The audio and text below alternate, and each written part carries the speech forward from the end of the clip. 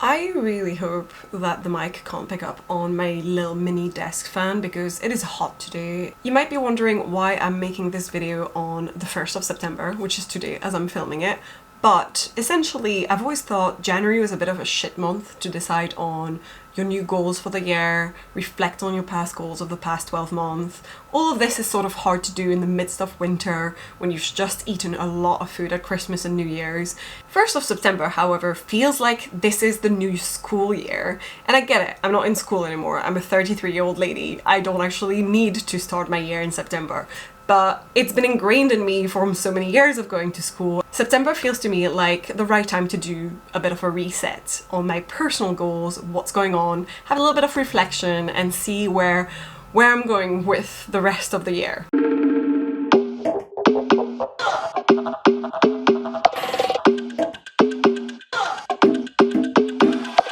In this video I want to talk about both my writing goals but also my personal life goals. First, in terms of my writing and my different projects, let's see where I'm at. I do keep track a lot of the time of what I'm doing every month in terms of my writing and my different projects. But in January, I was mostly writing in Nights of Death, which was my NaNoWriMo project from last year that I continued writing in. I still have not finished it because I sort of stopped at 75% of the book, I would say, but I do have a plan, a solid one, for what comes next. I wrote about 11,000 words of this, which felt pretty good, I feel like, for a month that is very difficult in terms of work. Then in February I did a bit of both. So there's the mood board for Nights of Death and then there was the Space Princess project. I started working on the outline for Space Princess project, the second half. I think I wrote only just a few words for Nights of Death and then I was straight into Space Princess.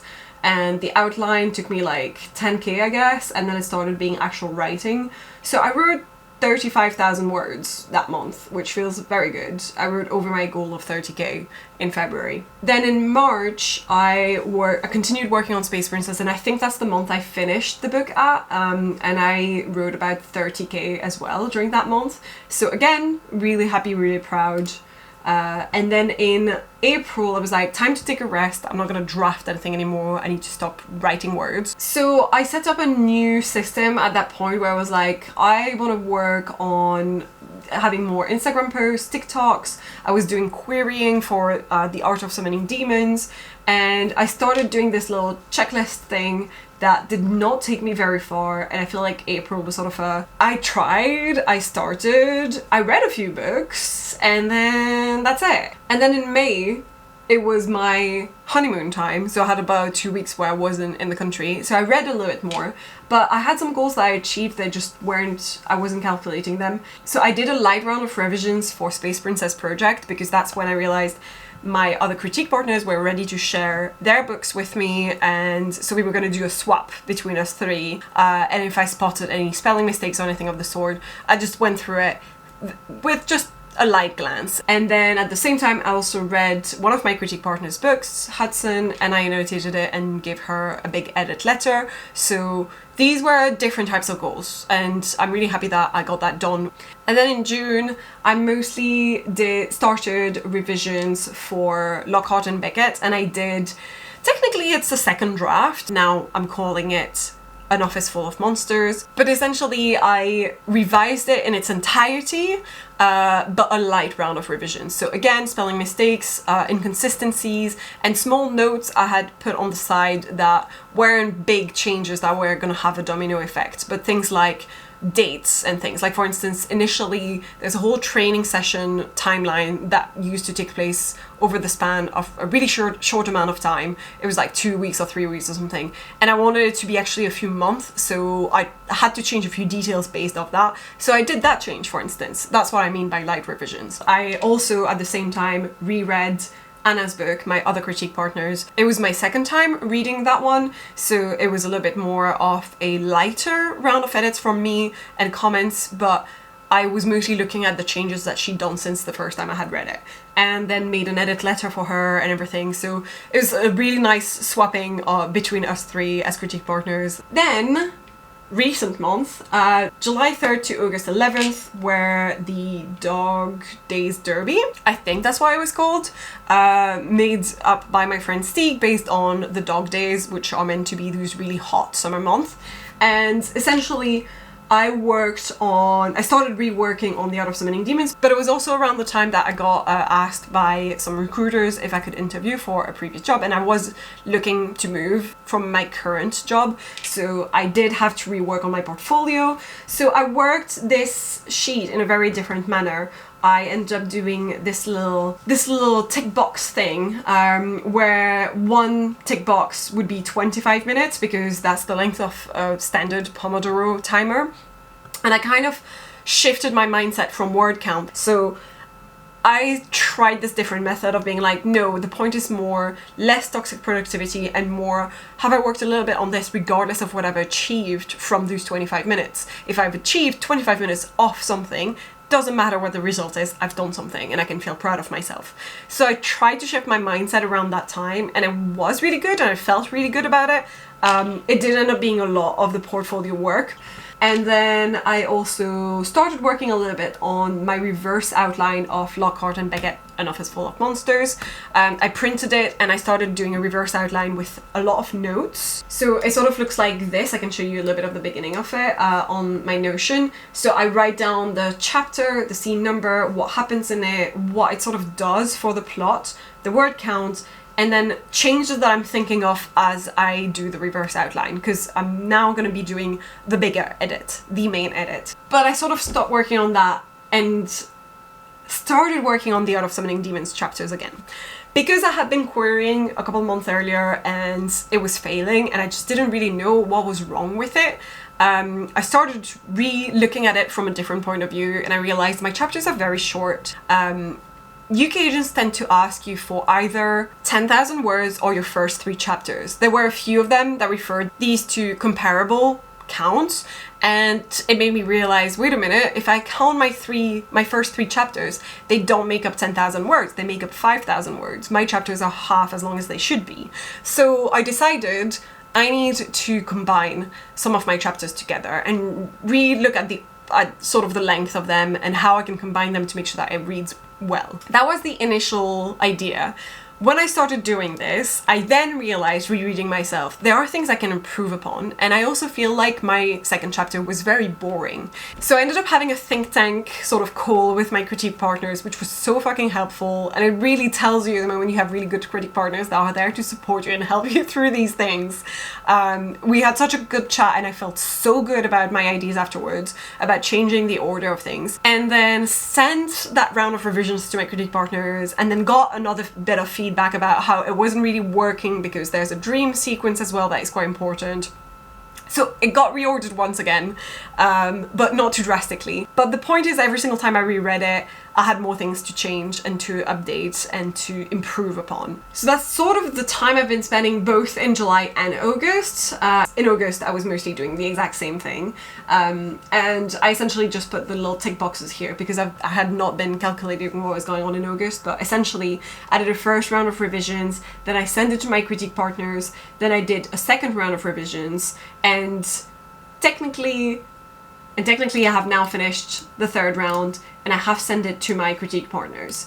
Once I get a little bit of feedback back, I will also then send it back to beta readers, which are not my critique partners. By the way, I'm only talking about the first 3 chapters. The first round of revisions, it was the first 5 chapters because that's where I had the most to do in terms of recombining chapters, changing the order and everything. But then afterwards I only mostly focused on the first 3 because these are the ones I want to send back to querying.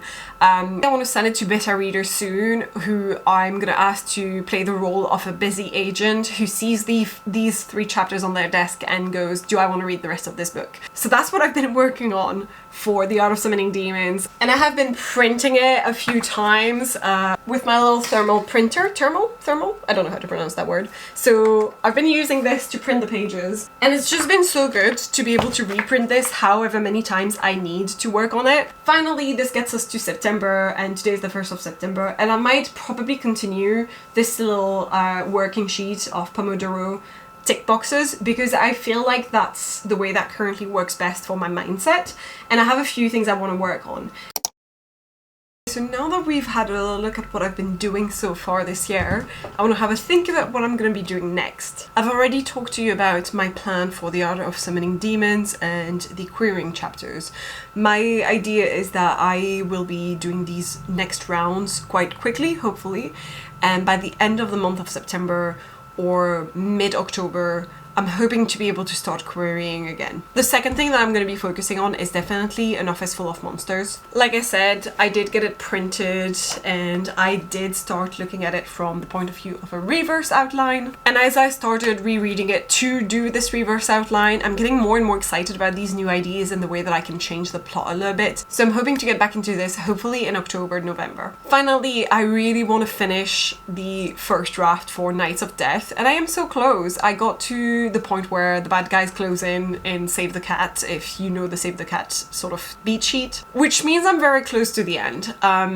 I do have plans every single year to go to Oxford with a friend, and this time around we plan on staying overnight, and this book partially takes place in Oxford, so I'm hopeful that around the time I go back, that's when I'll be continuing to write the first draft to finish it, and we are going on the first weekend of November. So I got about 2 months before I start rewriting in this one, but I definitely want to do it this year and finish it by the end of December. When it comes to Space Princess Project, I have the feedback from my critique partners based on the first draft, and I really want to at some point work on that and start integrating their feedback, but I don't feel ready for it yet. And it's possible I'll start working on it again in December or January. I do have to keep in mind that I'm starting a new job as well at the end of October, so my life in November and December, I have no idea what it's going to look like. It could be way busier, it could actually be fine. And then future projects. So I think something else that I need to start working on for sure is the Art of Summoning Demons book 2, and I have so many ideas and I started developing them a little bit more this year, so I know that that's something that's in my mind, and I definitely want to give it some time and actually properly do this. And then second, my plot bunny idea, Project Snowstorm. I really want to start writing in this at some point, but I feel like I want to do a proper amount of world building, and I also plan on vlogging and talking through my world building process with this one. I feel like it's plenty already. It definitely feels sometimes like everything is quite slow and things are taking a really long time to get somewhere where I feel like they're ready and finalized and finished. I think the best thing I could have done was actually starting so many different projects at different stages as they are right now, because now if I feel like I'm getting in a slump for the Art of Summoning Demons because the revisions are taking a toll on my mental health, then sometimes it's good to plunge into world building for Project Snowstorm. It's something completely different. It's a completely different stage of writing as well, and it makes me feel good about creativity again. Which is leading me to the second part of this video. Personal life and mental health. So far this year has been a little bit of a roller coaster. Part of it has been my work life. There are certain months of the year that are harder than others. Knowing that I'm going to start the next year in a brand new job is fueling me with both hope and anxiety, because I have no idea what it will be like. But I'm very much hyper aware of the month when writing was harder, and it was harder to focus on something else that felt like a personal achievement because my professional life was taking too much headspace. I feel like previously I was a lot more content with trying to write as many words as possible and getting all of the work out and being like, I need to write this many words per day so that I can achieve this big challenge. While now I've sort of shifted my mindset, and I think it's been helping my mental health a lot. I'm a lot more aware of the moments when I need to take a break because I feel them coming. If anything, I feel like this year it's helped me so far manage it early enough so that the actual writing slump does not come. Because when I take a voluntary break, first of all, I don't feel bad about it because I'm not doing something I said I would do. I'm not breaking a promise to myself.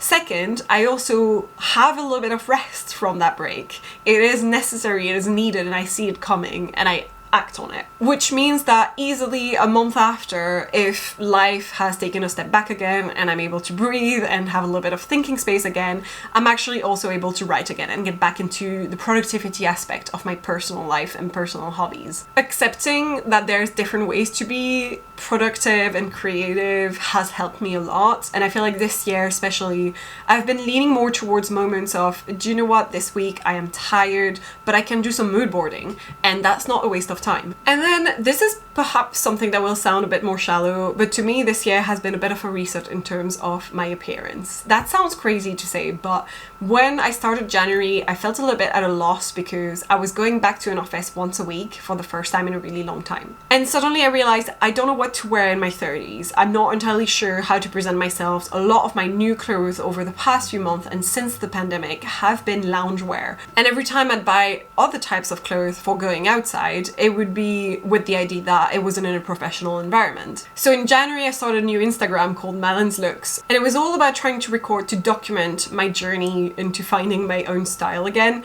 It went hand in hand with my spending habits and the fact that I would just buy clothes that I would then sort of regret buying, keep in the closet and not use, things like that. I essentially started documenting my outfits and sort of trying to figure out a style that worked for me from the items that I already owned, every now and then buying a mini haul to help me figure out my style a bit better. But I've been much better at figuring out things that fit me and sending back items I did not actually like, even if I were to find a similar piece from a different store that worked better, that was cut better for my body. I've really been enjoying this journey so far just because I don't have that many followers. It's a very small account and it's mostly people from the writing community who follow me, but I think they're enjoying it as well. I think thinking about fashion in that way has even started making me think about reading in that way, and I'm trying to be better at buying books and not buying so many just because I've seen someone buying it on TikTok, on YouTube, on Instagram, and when I see a cover a lot of the times I'm tempted to buy it just because everyone has read this book.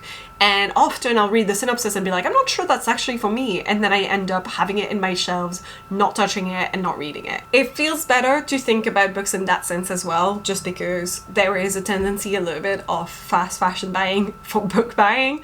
It also sort of means that when I read a book, I'm a little bit better at DNFing it and deciding I'm not gonna finish this one because it's just really not for me. And that's something I intend to continue from this month onwards as well. It also means that the books that I do continue reading and I do finish tend to have a higher rating because I've generally enjoyed myself. So yeah, this was a little bit of a more sit down and chat type of video. I wanted to have a little bit of a pause and thinking moment as we're entering September, acknowledge some of my own achievements as well and feel good about myself for a second. I definitely recommend it, especially if you're feeling a little bit in a slump or in general life is not going perfect. It's good to take a break, look back at the things that you have achieved, that you've done, that you can be proud of yourself for, and not all of them are visible achievements. Sometimes it's literally just, have I managed to take a break when I needed to take a break?